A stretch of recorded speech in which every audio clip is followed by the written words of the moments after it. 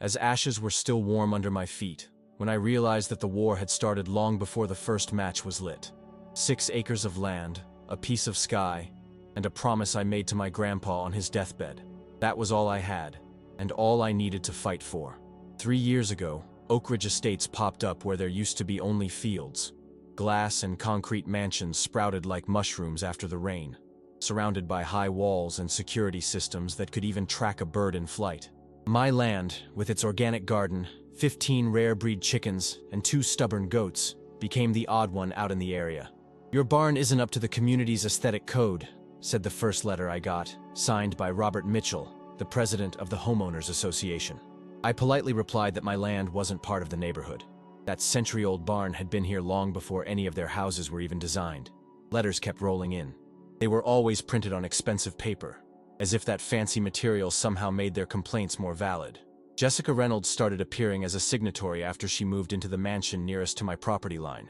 Tall, always impeccably dressed, Jessica would park her convertible on the road and gaze at my property like she smelled something off. "The noise from those chickens is unbearable," she complained during our very first face-to-face encounter. "And those goats just don't befit a community like ours." "I've been running this farm for 3 generations," I calmly explained, "and we're not even inside the neighborhood limits." "For now," she replied with a smile that didn't quite reach her eyes. "Subscribe to the channel and hit like to get access to more stories like this." Things escalated over the following weeks. Surprise visits from city inspectors started happening more often. They always found some minor irregularity, usually based on anonymous tips. Someone reported improper use of pesticides, an inspector said, eyeing my certified organic garden suspiciously. "I haven't used chemicals in 10 years, I replied, showing him my certification. He left, clearly annoyed. Samantha Wilson, a biology teacher who lived in the neighborhood, was the only one still treating me normally. Every now and then, she'd stop by to buy some eggs and chat about my planting techniques. "Jessica's convincing a lot of people that you're lowering property values," Samantha revealed one morning. "She says potential buyers have already backed out when they saw a subsistence farm next door." I noticed that some old neighbors, who used to buy my organically grown veggies, were now avoiding eye contact when we passed each other at the local market. The annual harvest party I always organized for the community had only 3 attendees that September. A petition started circulating to fix the aesthetic and sanitary issues of my property. Jessica was spotted collecting signatures at the community's entrance, showing manipulated photos where my land looked like a dump. The phone call came on a rainy Wednesday. My 76-year-old mom had taken a bad fall and needed constant care for at least 2 weeks. "I can take care of the chickens and goats," offered Tyler, my vet friend, when I explained the situation. "But I can't be here all the time." I had everything set up beforehand: a stock of feed, an automatic irrigation system for my garden, and detailed instructions. Even so, I felt a pang as I packed my bags. The goats watched me with their quirky rectangular eyes, as if they sensed something was amiss. "I'll be back in 2 weeks," I promised as I closed my property gate. I drove toward the border and noticed Jessica's car parked right at the corner. She was on the phone, but our eyes met for just a second. A slight smile spread on her face when she saw me with my bags in the car. I called Tyler midway. "Swing by every day, please. I've got a bad feeling about this." 15 days later, I returned driving in heavy rain. The smell hit me first. Soot, burnt wood, something chemical. Then I saw thin streams of smoke still rising, despite the rain. Where my barn should have been was now nothing more than a charred skeleton. I stepped out of the car, slipping in the mud. The chicken coop and stable structures were reduced to smoldering ashes. Singed feathers and the stiff little bodies of my chickens were scattered all over. There was no sign of the goats. "Welcome back," a voice said behind me. There stood Jessica, under a stylish umbrella, with Robert Mitchell by her side. Both were dressed sharply, like they'd just come from an important meeting. "What happened here?" I managed to ask, my voice shaking. "Compliance with community standards," Robert replied, handing me a plastic folder to shield me from the rain. "The area was rezoned last week. Your property now falls under HOA jurisdiction. We hope you understand that we had to take corrective measures," added Jessica, her tone feigned apologetic. The structures were completely non-compliant, a safety risk for everyone. I opened the folder with trembling hands. Official documents, signatures, maps. The nightmare was now all too real, as I stood among the ashes of what had been my livelihood and my heritage. 3 days of numbness passed before I could properly go through the documents. I was sleeping in the car, too shaken to enter the empty, silent house. Tyler found one of the goats wandering, scared, about a kilometer away. The other was simply gone. On the 4th day, something caught my eye as I walked through the ruined property. An old, half-buried stone marker still stood intact near the creek. I remembered my grandpa's words. This marker and the creek are the real boundaries of the property. Never let anyone tell you otherwise. I drove to the town registry with my heart hammering. I asked for the original maps of the property, the ones from before the neighborhood was developed. The clerk, sympathetic to my disheveled state, brought me more than I expected, included with the regional environmental studies. This creek, I pointed at the map, is a permanent preservation area? Yes, sir. The entire 15-meter strip along its banks has been protected by federal law since 1986. I compared that with the zoning documents Robert had given me. The tampering was obvious. They'd redrawn the property lines, yet the creek formed a natural border that legally excluded the area where my chicken coop, garden, and barn stood. I called my cousin Emily, an environmental lawyer. Her tone turned urgent as I explained everything. Don't touch anything. Take photos of everything. We've got a solid case for environmental violation, destruction of private property, and forgery of public documents. For the first time since seeing the ashes of my life, I felt a spark of hope. The little creek that once nourished my organic garden might just be what exposes their criminal greed and saves everything I'd built. Emily's office became the headquarters for our resistance. Old maps, zoning documents, and photos of the destruction covered every wall. My cousin worked with the intensity of someone fighting not just for the case, but for justice itself. They committed at least 7 major environmental violations, Emily explained, pinning red markers on the critical spots of the map. The creek is a permanent preservation area. Any activity within a 15-meter radius requires federal approval. Burning structures near the bank is a federal environmental crime. We hired Kevin Adams, a private investigator recommended by Emily. A former cop with 20 years on the force, Kevin had eyes that seemed to notice every detail and a disturbingly calm demeanor. I need to quietly interview the neighbors, he said, and get access to the HOA's internal records. Daniel Brown, a neighbor and retired cop who lived on the opposite side of the neighborhood, knocked on my door on a rainy afternoon. I've got security cameras covering part of your property, he revealed, handing me a flash drive. I set them up after my garage got broken into last year. They don't show everything, but they might help. The footage was being reviewed when I received a notification. An extraordinary HOA meeting had been called to discuss the situation of the former rural property now incorporated into the community. The invite came from Robert Mitchell, suggesting I attend as a courtesy, since you're now under our jurisdiction. Perfect, said Emily. Let's confront them on their own turf. The community hall at Oak Ridge Estates boasted the same flashy luxury as the houses. Leather chairs, a state-of-the-art audiovisual system, and fine porcelain coffee service. Around 40 residents occupied the seats as I walked in with Emily. Jessica and Robert sat at the main table, along with 3 other board members. Welcome, said Robert, his smile not quite reaching his eyes. We're discussing the next steps to bring your property in line with our community standards. Including the criminal destruction of my livelihood? I asked, keeping my voice steady despite the anger boiling inside me. Jessica leaned toward the microphone. As we explained earlier, these were legal remedial measures based on the new territorial setup. Emily stood up, opening a folder with enlarged maps and documents. We'd like to show everyone something. That's not on the agenda, cut in Robert. Maybe it should be, Emily replied, projecting a detailed regional map on the screen. This is the official zoning map from before the so-called rezoning. Notice the creek that runs through my client's property, forming a natural border protected by federal law. Murmurs filled the room as Emily overlaid Robert's map with the official one, highlighting the glaring discrepancies. Several residents leaned forward, intrigued. Furthermore, Emily continued, we have a report from the Environmental Protection Agency confirming that any change in the creek area would have required federal approval, which was never requested. Jessica tried to interrupt, but Emily pressed on, unyielding. Burning structures near a preservation area was a criminal act that magnified the environmental damage, affecting a species of frog classified as vulnerable that lives in the creek. For the first time, I noticed discomfort on many faces. Samantha Wilson stood up from the back. I'm shocked, she said, nervously adjusting her glasses. When we voted for aesthetic improvements, no one mentioned fire damage or environmental harm. This is outrageous. Robert tried to regain control, but other residents began voicing their concerns. An elderly lady questioned the legal fallout for the association. A gentleman asked who approved the spending on the cleanup operation. When we finally left that chaotic meeting, Emily gave a quiet smile. That's the first crack in their wall. The HOA is split now. The following weeks brought a cascade of disturbing discoveries.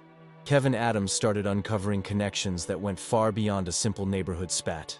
Jessica Reynolds isn't just a marketing executive, Kevin explained, spreading documents across the table in my temporary kitchen. She's a minority partner in Evergreen Development Corporation. What does that mean? I asked. It means she has a direct financial stake in the expansion of Oak Ridge Estates, Emily jumped in. Evergreen is the developer that's buying up every property around the neighborhood for Phase 2 of the project. Kevin pointed at a future development map. Your land is the only obstacle to a luxury resort with a golf course. With you out of the way, Evergreen's stock would soar. So it wasn't just about my lifestyle clashing with her aesthetic, I murmured. It never was, confirmed Kevin. I found emails between Jessica and Evergreen execs discussing obstacles to development. Her name keeps coming up. Sheriff Scott Thompson, a man of few words but strong principles, listened intently to our story the next day. His gray brows furrowed as he went over the evidence. We have a case for arson on private property, forgery of public documents, and possibly conspiracy, he concluded. But we need something concrete linking the suspects directly to the crime. The answer came from an unexpected source. Daniel Brown knocked on my door again, this time with a serious look on his face. I found something in the old recordings, he said. I hadn't noticed it before since I was only checking the day of the fire, but I decided to review the whole week.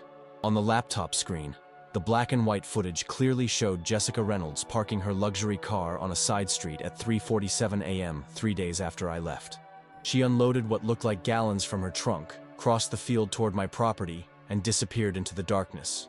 42 minutes later, the first flames lit up the night sky, reflecting in the camera lens. My heart was pounding so hard I thought my ribs might break. She did it herself, I whispered in disbelief. And she wasn't alone, Daniel added, advancing the recording. A second figure joined Jessica as she ran back. The zoom revealed Robert Mitchell, helping her get into the car before they sped off. Sheriff Thompson didn't waste any time. With warrants in hand, his team raided Jessica's house and Robert's office simultaneously. In the back of Jessica's garage, they found traces of the same fuel used in the fire and partially burnt gloves. On Robert's computer were emails detailing how to secure legal control of my property, by any means necessary. Jessica was arrested during an Evergreen Development Board meeting. I watched on local TV as she was led out in handcuffs, her face a mask of fury. Robert was detained at home, apparently preparing to run. "You don't understand," Jessica shouted at the cameras.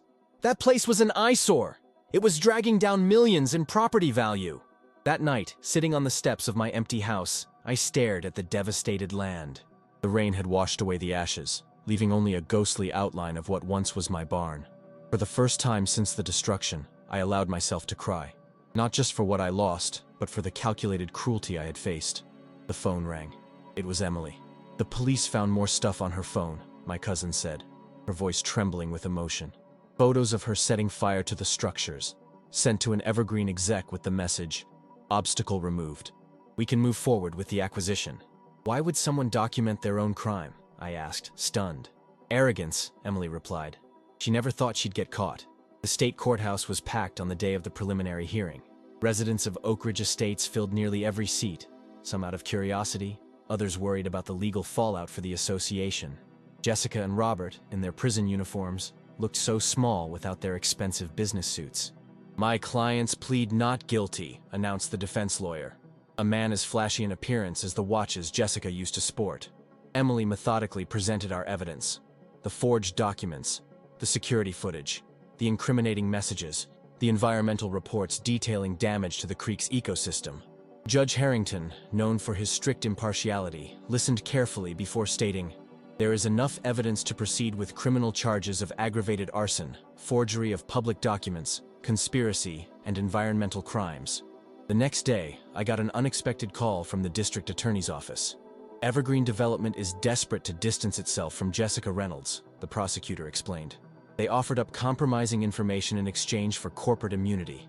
The Evergreen revelations completed the puzzle. Jessica had proposed a plan to force me out, promising herself a hefty bonus if she could get my property absorbed into the new development. The company provided emails, meeting records, and bank transfers that left no doubt about the premeditation. Robert Mitchell chose to cut a deal, confessing his role in exchange for a lighter sentence. In his testimony, he revealed how Jessica had manipulated him with promises of a stake in the new real estate venture. She said it was only a matter of time before we got the land, Robert confessed. That no one would care about an eccentric farmer standing in the way of a multi-million-dollar community. Jessica's trial lasted just 3 days. The evidence was overwhelming, and her behavior in court was arrogantly defiant. When the judge handed down the sentence, 12 years for aggravated arson plus damages, Jessica finally lost it. "You don't get it!" she shouted as she was let out. "That farm was an anomaly! It was wrecking millions in property values!" At the same time as the criminal case, Emily took the lead on our civil suit against the HOA. The board, now temporarily led by Samantha Wilson after the forced resignation of the other members, was eager to settle. They're offering $1. $7 million, Emily informed me. And they want to include a permanent non-interference clause on your property. "I accept," I replied without hesitation, "as long as it includes permanent environmental protection for the creek and the adjacent area." The final settlement was signed quietly, with Samantha representing the reformed HOA. Besides the hefty compensation, the agreement formally set the boundaries of my property and established an environmental protection zone along the creek that could never be developed. "We'd like to do something more," Samantha said after the signing. "The association is proposing the creation of an environmental education fund using some of our reserves. If you agree, we'd like to call it the Maple Creek Preservation Fund." Sheriff Thompson, who followed the case from start to finish, shook my hand firmly when everything was over. "Justice is like a seed," he said. "It sometimes takes a while to sprout, but when it does, it transforms the whole landscape." Reconstruction began on a clear spring day, 6 months after the fire. This time, I wasn't working alone. Daniel Brown brought his old construction crew out of retirement. Samantha Wilson showed up with 10 neighborhood volunteers, all wearing green t-shirts sporting the freshly designed Preservation Fund logo.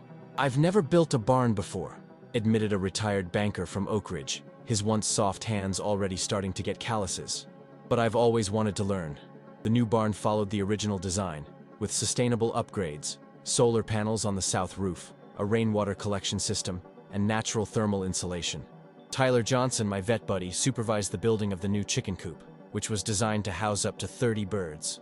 "The Araucana chickens you lost are almost extinct in these parts," he remarked. "I found a breeder in Oregon who's willing to sell us 10 breeding hens so we can restart your flock." The organic garden got modular greenhouses and a drip irrigation system powered by the creek via a water wheel that didn't even need electricity. Every aspect was carefully planned to maximize sustainability and minimize environmental impact. In a surprising move, the new HOA administration proposed creating a green zone between the neighborhood and my property, not to hide the farm, but to make a natural transition space that benefits both sides. "We're thinking of a community orchard," explained Samantha during one of the planning meetings. "Native fruit trees, walking trails, and educational spots about the local ecosystem." The most significant change, though, happened gradually in people's hearts. Neighbors who once looked down on my lifestyle started coming by with questions about organic farming. A retired couple of doctors asked for tips on starting a small garden in their backyard. A mother even brought her 8-year-old to meet the new goats Tyler had managed to get in replacement of the lost ones. "He has anxiety issues," she confided. "His therapist suggested animal contact, but since he's allergic to dogs and cats, it's tough. Would it be okay if we visited the goats sometimes?" The boy, initially shy, soon formed a special bond with the youngest goat. His weekly visits became a fixed part of my routine. When the municipal bill to extend the creek's environmental protection area was introduced, dozens of Oak Ridge residents showed up at the public hearing to support it, many of the same people who had signed the petition against my property just a year earlier. The first Maple Creek Producers Fair happened on a sunny Saturday in September, a year after the fire. We set up booths along the road that separated my property from the neighborhood. Besides my organic veggies and eggs, other local producers brought honey, artisanal cheeses, homemade bread, and sustainable crafts. "I never thought I'd end up selling whole grain bread in a community that only ate imported brioche," joked a lady who had started an artisanal bakery after attending my natural fermentation classes. The event drew not only locals, but also visitors from nearby towns. Journalists covered the transformation, highlighting how a destructive conflict had given way to an exemplary collaboration centered on sustainability. A reporter asked me, as she filmed the diverse crowd mingling among the booths, "How does it feel to see your property, which nearly got completely lost, become the center of this whole community change?" I looked around, at families strolling, kids learning how vegetables grow, and neighbors who once avoided me now chatting passionately about composting and renewable energy. I admired the new barn, more beautiful and functional than the old one. I saw Daniel Brown proudly leading an educational tour of the creek preservation area. "It's like what happens in nature after a forest fire," I finally said. "The destruction makes way for a new kind of growth. Sometimes you have to lose everything to build something better." The organic gardening classes quickly became so popular that we had to start a waiting list. We began with the basics, composting and soil prep, then advanced to intercropping techniques and natural pest control. The pristine, sterile yards of Oak Ridge slowly gave way to small, thriving gardens. At the winter solstice, we held a community celebration in the rebuilt barn. Lanterns lit up the path from the neighborhood to my property. A long community table was set up with dishes made from locally grown ingredients. Samantha, now officially elected HOA president, raised her glass in a toast to the creek that once divided our lands, but now unites our purposes. Proof that even from the bitterest ashes, a stronger and more conscious community can emerge. As I looked around at the smiling faces, I thought of my grandpa and what he'd say about all this change. Maybe he always knew that this little property had a bigger purpose than just growing food. Maybe it was meant to teach us the real meaning of community and sustainability. In the far corner of the barn, a small handcrafted wooden plaque still read the words my grandpa always repeated: "The land doesn't belong to us, we belong to the land."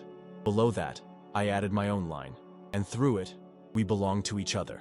Subscribe to the channel and hit like to get access to more stories like this.